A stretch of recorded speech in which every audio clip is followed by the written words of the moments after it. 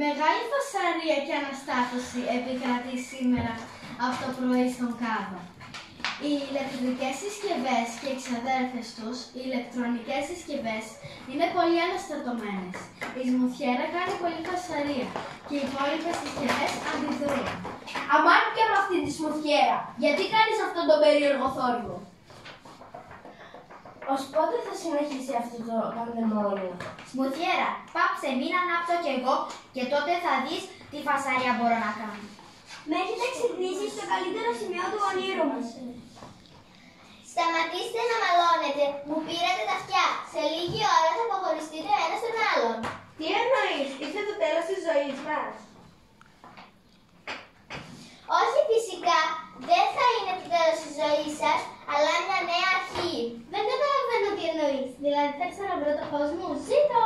Από πότε έχεις το φως και θα το βρεις τώρα? Χαχα, από τον καιρό που είναι εδώ μέσα, δεν σε είδα να ανάβεις ποτέ. Είπε ο γάδαρος στον πετρινό κεφάλαιο. Εσύ πότε λειτουργήσεις κανονικά και μιλάς τώρα για τους άλλους? Δεν αρκεί που σας φιλοξενώ, είστε όλο παράπονα. Λοιπόν, ηρεμήστε σας παρακαλώ για να σας εξηγήσω. Είμαστε όλο αυτιά. Χαχα. Σε λίγη ώρα θα έρθουν τα δικά αυτοκίνητα και θα γίνει η διαλογή σας για να πάτε το καθένα στον σωστό τόπο ανακύκλωσης. Ανακύκλωση, τι πάει να πει αυτό?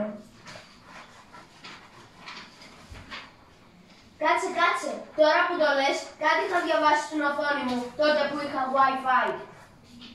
Η ανακύκλωση έχει πολλά στάδια, από τη συλλογή όλων εσάς των ηλεκτρονικών και ηλεκτρικών συσκευών μέχρι την κατάλληλη επεξεργασία σας, ώστε να αφαιρεθούν τα επικίνδυνα στοιχεία που περιέχετε και να ανακτηθούν τα υλικά σας που μπορούν να επαναξιοποιηθούν.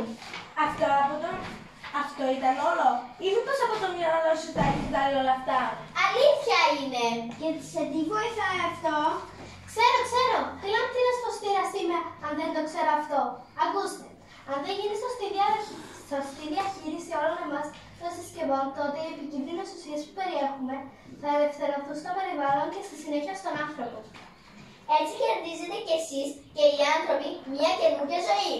Μαζί με το βασιλικό ποτίζεται και η γλάστρα δηλαδή. Και εγώ τι γυρεύω εδώ?